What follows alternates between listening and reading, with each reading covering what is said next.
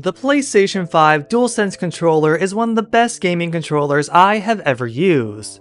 And when developers properly utilize the controller's haptic feedback and adaptive triggers, it really adds a more immersive experience to a game than just your typical rumble function.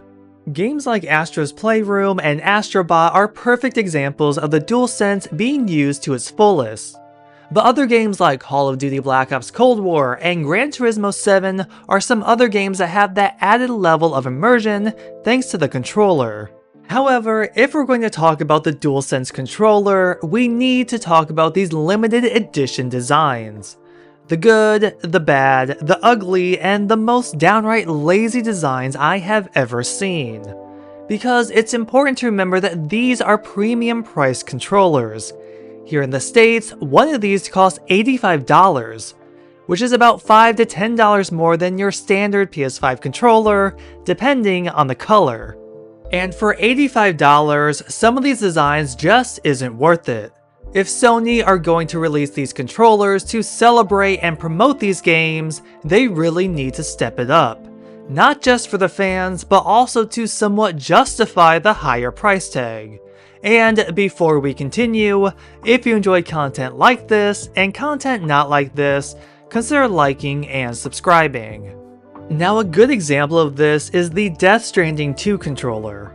Hideo Kojima may be a masterclass in game design, but this controller isn't doing his newest game any favors.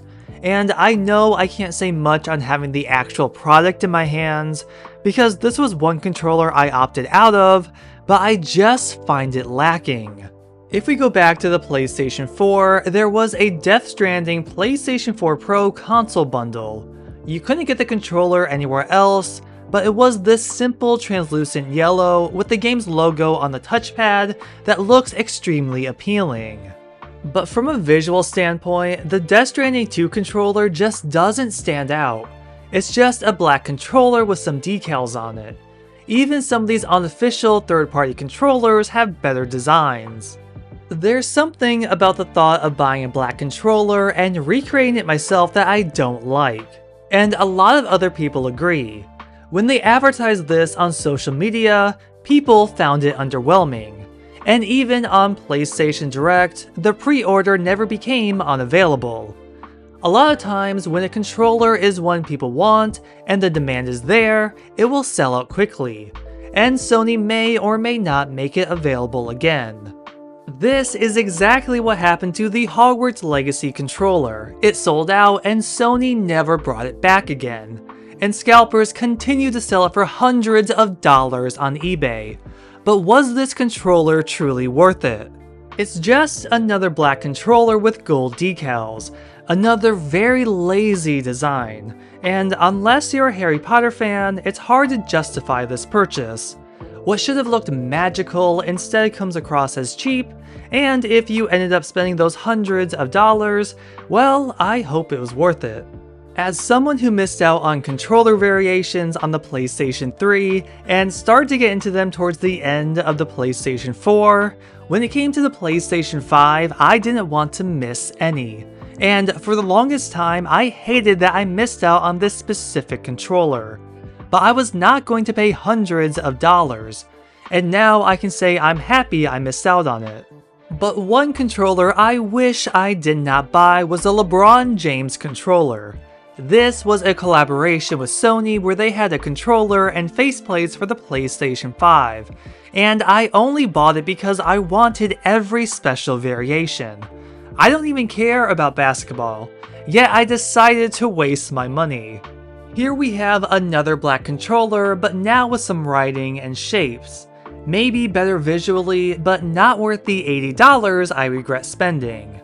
Then we have a collection of controllers that use these basic colors, but have enough of a design on the front to make it more appealing. But how should we feel about these? These designs usually cover the entire controller, but the base color is never different. There's nothing different about the buttons or the analog sticks. The Helldivers 2, Concord, and Fortnite controllers are perfect examples. They stand out better but still have the same problem. Now, I own a controller on the Xbox 360 based on the 2013 Tomb Raider game. And if you know that game, you know that Lara Croft gets pretty beat up along the way. This was a controller that had texture, it had damage to it. You could look at it and go, yeah, that's Tomb Raider in a controller. Something like that makes a controller worth it. And the only controller I can think of that does this is the Astro Bot controller. It has texture, it has a glossy finish, there's glitter in the gloss, the colors are different. This is one of the best limited edition controllers Sony has released.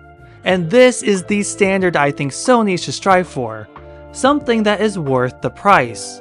The controller was so popular, just like the game itself, that Sony is having a new variation of it. Personally, I don't think it's worth buying because it's not much of a major change, but if you missed out on the first controller, this is one you need to buy. Even the Spider-Man 2 controller does an excellent job. The colors, the design, we have Spider-Man's symbol, the symbiote taking over, some of the buttons are white. You could have this on a coffee table and I think it would look great. Like that Death Stranding PS4 controller, the God of War Ragnarok controller is very simplistic, but it's a two-tone controller you can't get anywhere else. And of course, we have the PlayStation 30th Anniversary controller, and you can never go wrong with those classic PlayStation colors.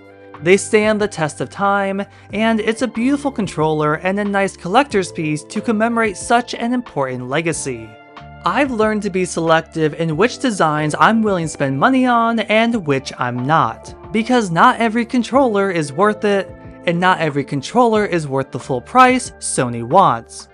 I think as consumers, we deserve better. We deserve designs that aren't lazy, that aren't cheap looking, designs that make a controller truly unique. Having a design that looks like it's printed on and doesn't add anything else doesn't get me excited. I don't want to spend money on something that's third party and unofficial, but if the design is way better and I'm enough of a fan, it could be a better option. But even if Sony releases simple color schemes and designs like the one shown on the Last of Us controller, or something I can't buy on the regular like those basic black and red controllers, then I think it's worth it.